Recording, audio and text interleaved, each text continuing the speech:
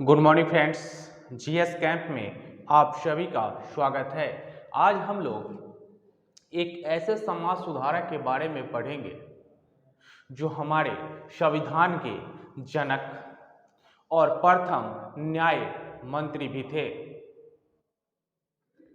इन्हें जो है दलित शोषित के महानायक के रूप में हम लोग जानते हैं। उनका नाम भीमराव अंबेडकर है। सबसे पहले उनका जीवन परिचय देख लेते हैं कि उनका जीवन परिचय क्या है। उनका जीवन जो है ना कठिनाइयों से ही गुजरा है। सबसे फर्स्ट ऑफ ऑल हम लोग देखते हैं कि उनका जन्म जो है, उनका जन्म 14 अप्रैल 1891 ईस्वी में 14 अप्रैल 1891 ईस्वी में उनका जन्म हुआ था। और ये 14 अप्रैल के समानता दिवस मनाया जाता है। और ये इनका जो जन्म हुआ था महू, ये महू जो है महू छावनी में इनका जन्म हुआ था। मध्य प्रदेश में ये महू पड़ता है, लेकिन ये मूल निवासी जो है महाराष्ट्र के आंबेडवे गांव के थे, जो ये महाराष्ट्र के थे। और ये रत्नागिरी जिले में ये आंबेडवे जो है पड़ता है। और इनका बचपन का नाम भीम था। और इनका जाति अगर देखिएगा तो हिंदू महार जाति से ये बिलोंग करते थे। और इनके पिता जो है महू छावनी में कार्यरत थे। इनके पिता महू छावनी में, जिनका नाम जो है रामजी मालोजी शकपाल था। और ये भारतीय सेना में कार्यरत थे। कहां पे? तो महू छावनी में। और इनके माता का नाम भीमाबाई, जो 1896 ईस्वी में इनकी मृत्यु हो गया। 1896 ईस्वी में भीमाबाई का मृत्यु हो गया। और भीमराव अंबेडकर जो है ये 14वें संतान थे। ये 14वें संतान थे। यहां पे हम लोग देखते हैं कि इनके गुरु जो है भीमराव अंबेडकर जो है अब 3 आदमी को अपना गुरु मानते थे। एक गौतम बुद्ध हो गए, एक कबीर हो गए और ज्योतिराव फूले को अपना गुरु मानते थे। और इनका मृत्यु जो है 6 दिसंबर 1956 ईस्वी में, 6 दिसंबर 1956 ईस्वी में इनका मृत्यु हो जाता है मधुमेह से।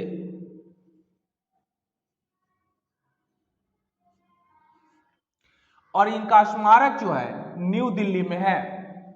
इनका स्मारक जो है कहां पे है? तो न्यू दिल्ली में है। और इनका मृत्यु जो है 6 दिसंबर 1956 ईस्वी में मधुमेह के कारण हो जाता है। हम लोग आगे देखते हैं कि इनका जो अंबेडकर नाम जो है कैसे पड़ा, इनके कितनी शादियां हुई, उनके विषय में हम लोग देख लेते हैं। तो इनकी प्रथम पत्नी जो है रामाबाई, प्रथम पत्नी का नाम इनका क्या था? रामाबाई। और भीमराव जो है उस समय 15 वर्ष के थे और रामाबाई 9 वर्ष के।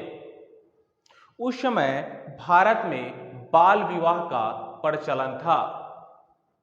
और 1906 ईस्वी में शादी हो जाता है। और इन दोनों से 5 संतान की प्राप्ति होती है, जिसमें से एक संतान ही जीवित रहता है, जिसका नाम जो है यशवंत है। इनके 5 संतानों में यशवंत, रमेश, गंगाधर, राजरत्न और एक लड़की थी जिनका नाम इंदु। और यशवंत जो है जीवित रहते हैं, बाद बाकी जो है भी हैं। गंगाधर, रमेश, इंदु, ये सारे लोग बचपन में ही मर जाते हैं। यहां पे मैंने देखा कि भीमराव और रामाबाई का शादी जो है 1906 ईस्वी में हो गया था, जिसमें भीमराव 15 वर्ष और रामाबाई 9 वर्ष की थी। और इनकी मृत्यु जो है रामाबाई का 1935 ईस्वी में इनका भी मृत्यु हो जाता है। यहां पे हम लोग देखते हैं कि इनका दूसरी पत्नी इनके जीवन में आता है, तो इनका नाम जो है डॉक्टर सविता अंबेडकर था। लेकिन इनका मूल नाम जो है, इनका मूल नाम शारदा कबीर, इनका मूल नाम क्या था? शारदा कबीर। और इनका जो है शादी जो है 1948 ईस्वी में डॉक्टर भीमराव अंबेडकर के साथ होता है। और ये जो है 2003 ईस्वी में इनका निर्धन होता है। ये पॉइंट आपको याद रखना होगा। हम लोग नेक्स्ट देखते हैं कि इनका शिक्षा जो है कैसे हुआ।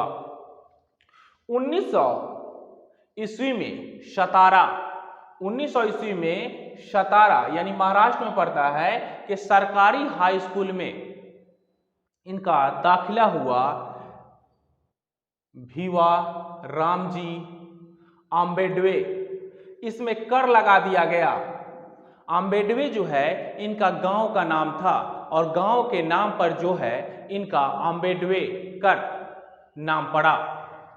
लेकिन यहां पे जो है आम्बेडकर नाम कैसे पड़ा? आम्बेडकर एक ब्राह्मण शिक्षक जिनका नाम कृष्ण केशव अंबेडकर था, उन्होंने अपना उपनाम जो है डॉक्टर भीमराव अंबेडकर को दिए थे।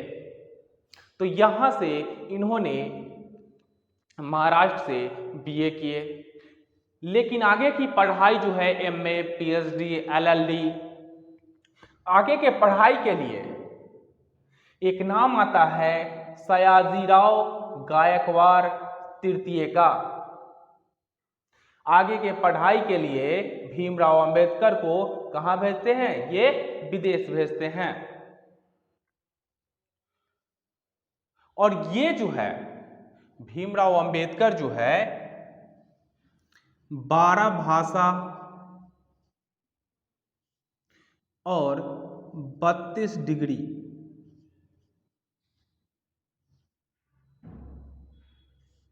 इनके पास जो है डॉक्टर भीमराव अंबेडकर के पास ये जो है 12 भाषा के ज्ञाता थे और लगभग 32 डिग्रियां इनके पास थी। यहां पे क्वेश्चन ये उठता है कि इनका जो है समाधि स्थल जो है चैत्य भूमि, समाधि स्थल कहाँ है? चैत्य भूमि, जो महाराष्ट्र में पड़ता है। आपको ये पॉइंट याद रखना है। लेकिन स्मारक जो है न्यू दिल्ली में है। ये अक्सर क्वेश्चन एग्जाम में कंफ्यूजन क्रिएट करता है। दोस्तों, हमने देखा कि अंबेडकर नाम कैसे पड़ा? एक ब्राह्मण शिक्षक थे कृष्ण केशव अंबेडकर, जो अपना उपनाम दिए और आगे के पढ़ाई विदेशों की पढ़ाई के लिए जो एमए पीएचडी के लिए सयाजीराव गायकवाड़ तृतीय के द्वारा इन्हें विदेश भेजा जाता है। और ये जो है हमारे देश के संविधान के इन्हें जनक कहा जाता है। प्रथम विधि और न्याय मंत्री भी कहा जाता है। दलित शोषित के महानायक के रूप में हम लोग इन्हें जानते हैं। समाज सुधारक के रूप में जानते हैं। भारतीय विधिवेता के रूप में जानते हैं। राजनीतिक के रूप में जानते हैं और अर्थशास्त्री के रूप में भी हम लोग इन्हें जानते हैं।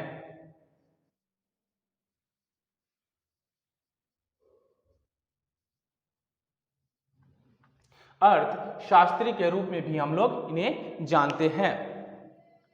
ये तो इनका एक मुख्य पॉइंट है जीवन परिचय का।